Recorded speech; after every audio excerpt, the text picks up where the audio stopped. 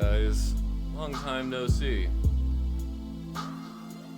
I sort of wanted to just hop on camera for a little bit and record my thoughts, because I'm turning 34 today, man. I'm older than I've ever been in the past. Which is theoretically true for every single day that you're alive, but today feels more significant than those times. I've had a really interesting year so far. I've had a lot of highs and very many lows. It just sort of feels like, I'm not able to find a good equilibrium right now in my life. Since early in this year, let's kind of try and focus on that. I've had to start living alone. And this is the first time I've ever really lived alone in my life. And that's forced me to have to come to some pretty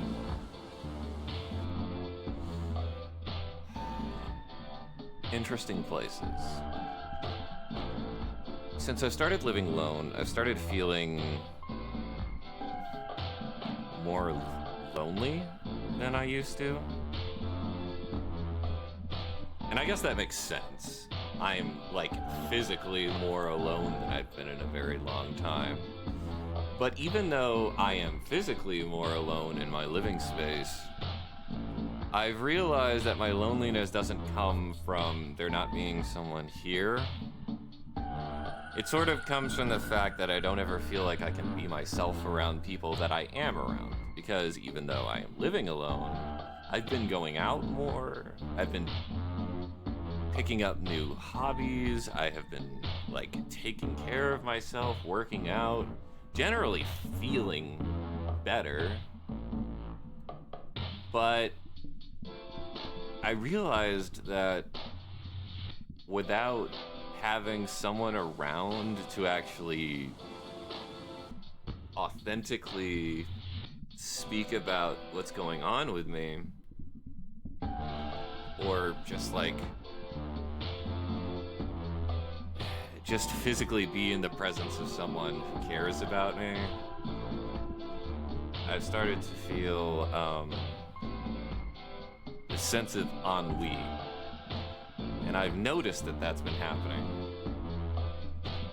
So in order to combat that, I've turned to stuff like Discord, and I started doing stand-up comedy, which, for my money's worth, I have incredibly enjoyed doing stand-up comedy.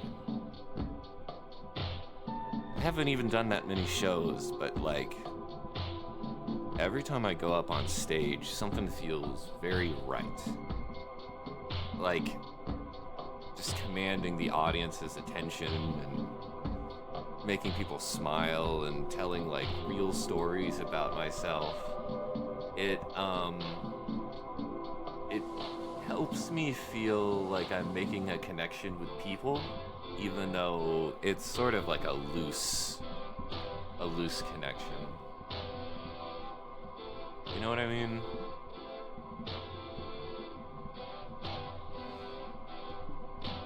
Even then, I started realizing something once I started doing stand-up, and this is me coming to grips with sort of my disability. Because for the longest time, I didn't treat my autism and my ADHD and my bipolar disorders as disabilities or disorders, you know what I'm saying? I just sort of push along, I try to be strong and just keep doing everything. Even when it's soul-crushingly difficult. I started realizing the limits of my energy and my ability to tolerate anxiety. And that's been hard. Having to come to grips with that.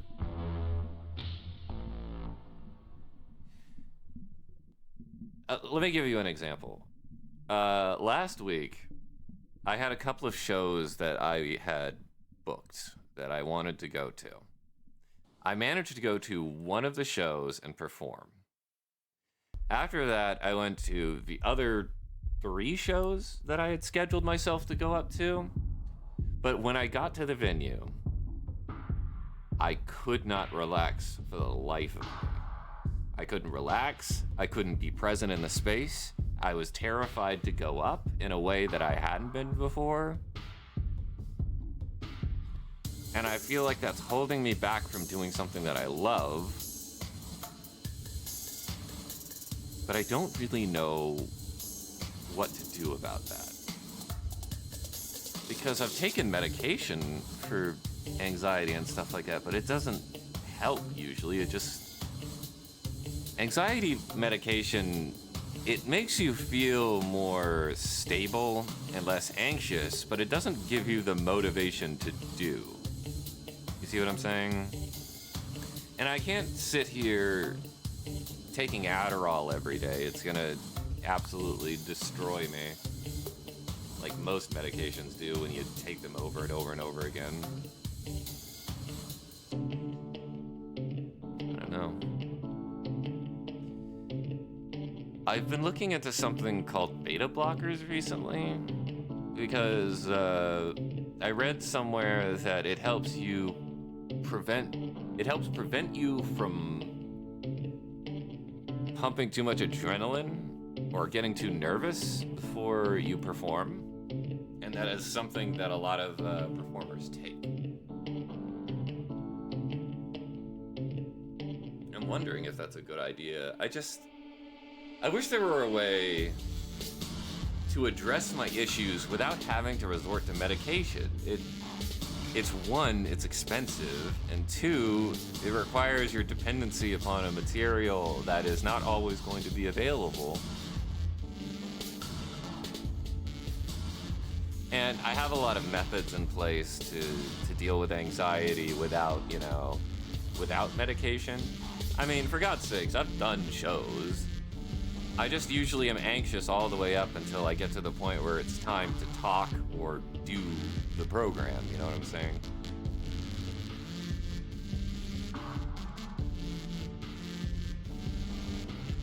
Other than that,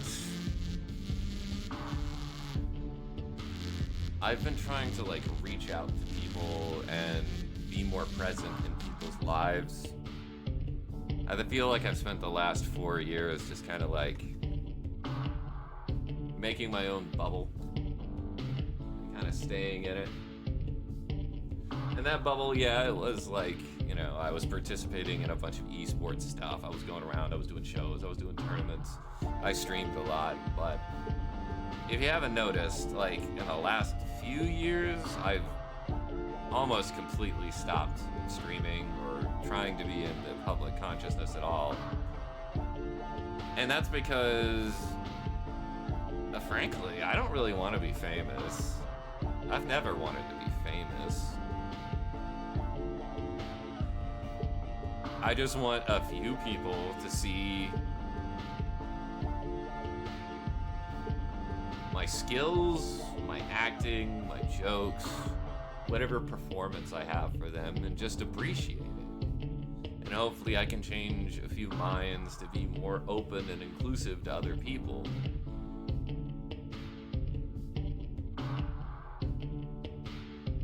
Which ultimately is, most of my comedy is just about autism or anxiety or just personal stories that I've had to live through myself,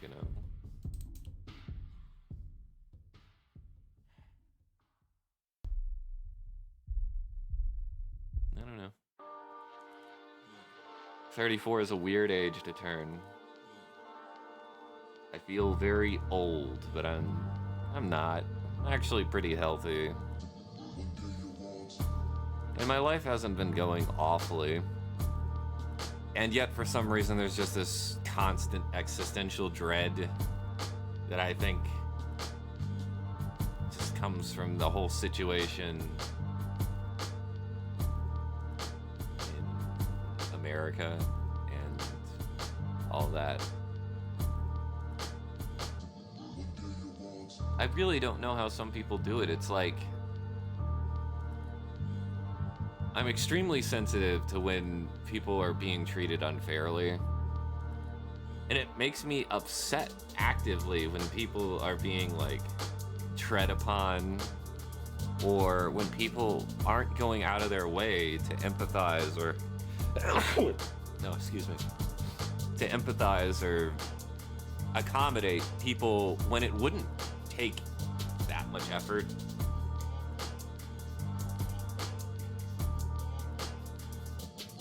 Yeah.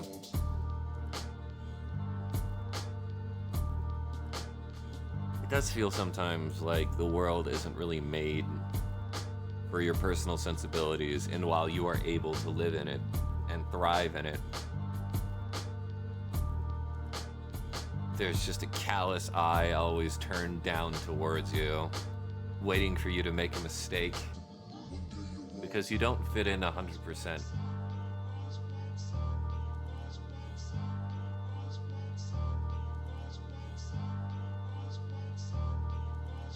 And I think that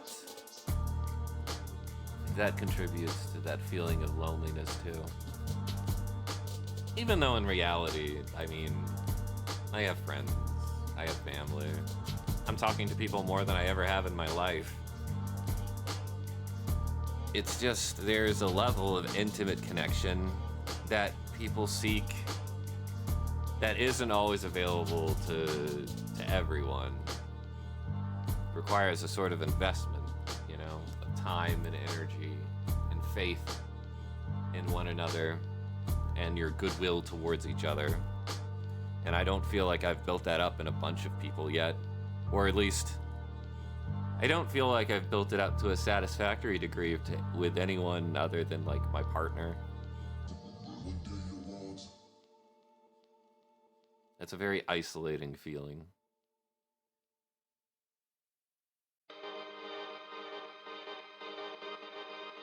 But other than that, a thing that I've discovered that has been really like transformative has been just getting a bike, an e-bike specifically. If I'd gotten a regular bike, I wouldn't have been able to go anywhere. I was so out of shape. But getting an e-bike has made it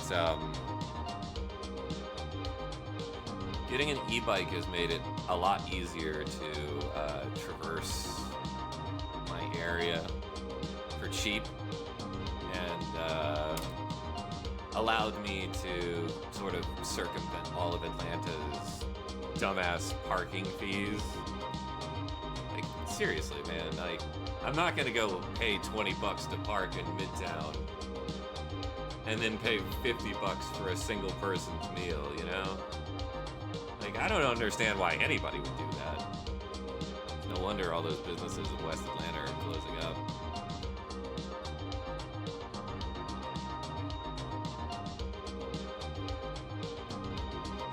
I know nobody's actually watching this right now, but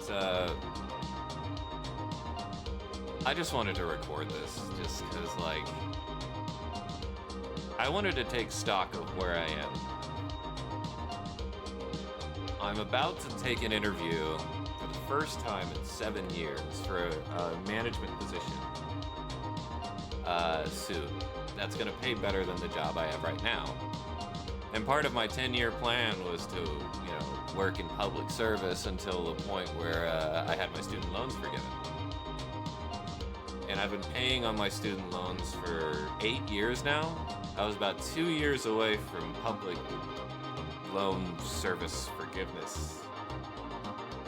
But I doubt that's going to happen at this point. I could still work those 2 years and make sure I have my 10 years worth of payments, just in case the world decides to start fucking us in the ass for 3 seconds. But I doubt that's going to happen. It feels like wanting the best for people is actively frowned upon. So, you know, you gotta kind of roll with those punches.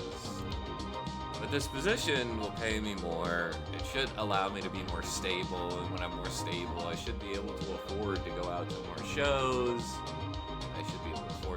training, and ideally I'd like to move out of Atlanta at some point to Portland. But as it stands, with the world as shaky as it is right now, I'm not willing to just uproot my life and move all the way to the West Coast without some kind of plan. But that's funny, Forrest. Hey. Yeah, no, I'm recording a vlog.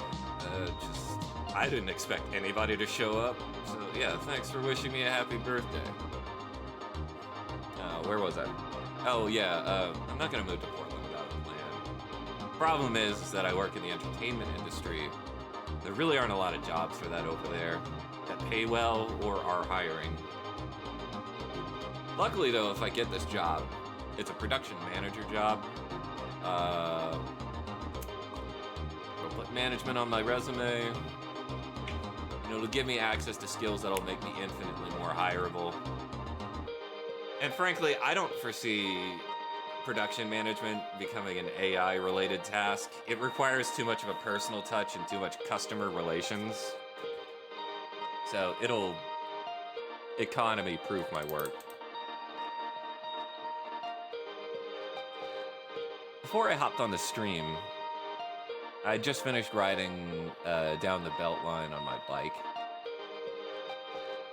I had gone about 3 to 4 miles, just, vibing. I found it to be a singular pleasure to ride my bike while listening to music on a very tiny little JBL speaker. I always wonder if people find that annoying, but then there's always like 8 different people doing the same exact thing, so somebody must find it interesting. Or maybe it's just all something we're doing for ourselves. In which case, you do you, I guess, and I'll do me. On my way back from riding my bike on the Beltline, I stopped by this little cafe, and I got myself what's called an Adirondack latte.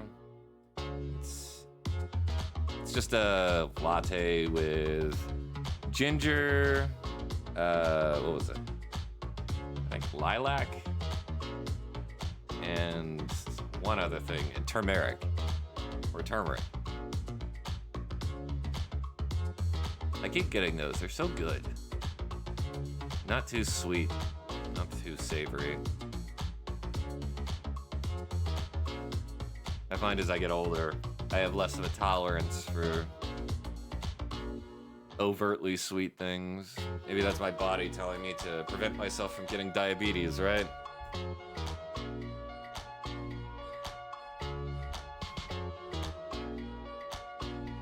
Yeah, like he said, it's my birthday.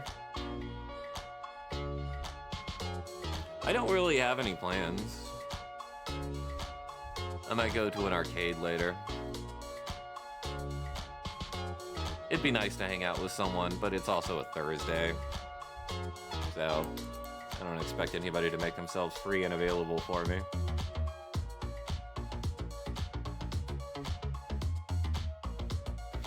Funny thing is if I go to round 1, if I go to the arcade, I'm not gonna spend my money on like any good games.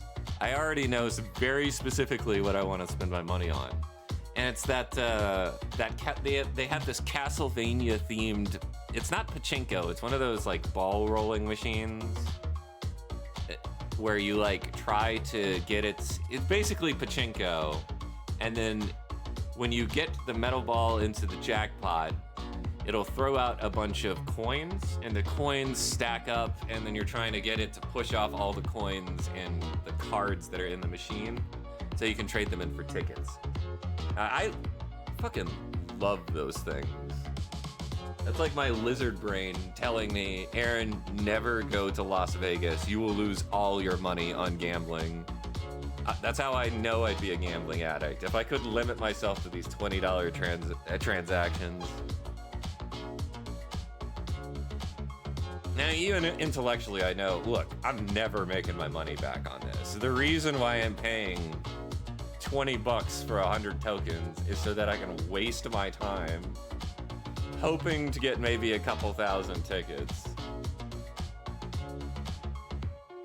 It's actually funny because we have 2 round 1s in the area, right?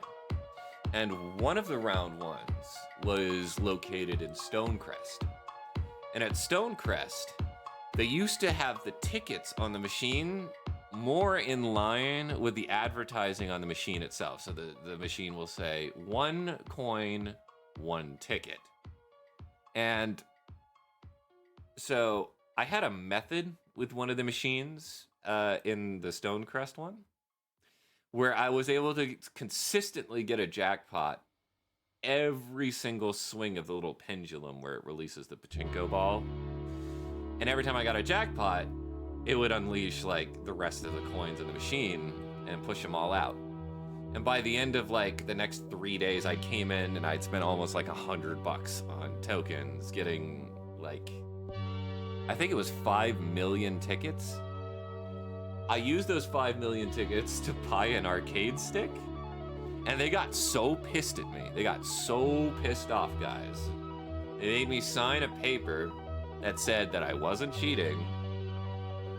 And then the day after, they tampered with the ticket count in the machine so that you only get 1 ticket per every 3 coins.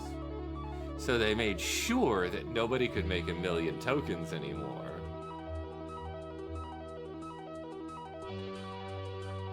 I like to think of myself as the guy who ruined round 1 for everybody in Atlanta. Which isn't too far off the mark. To this day, they still haven't fixed the token counts. And I still have a bunch of those cards too. You know, if you get like a collection of cards, you can trade them in and they give you thousands of tickets. And round 1 has really good prizes too. Like, it has prizes that are worth the millions of tickets, you know what I'm saying? Because after spending almost $110, I got an arcade stick that was worth like $110. Like, it was a 1-to-1. But I guess they want you to spend $300 for a $100 prize, so.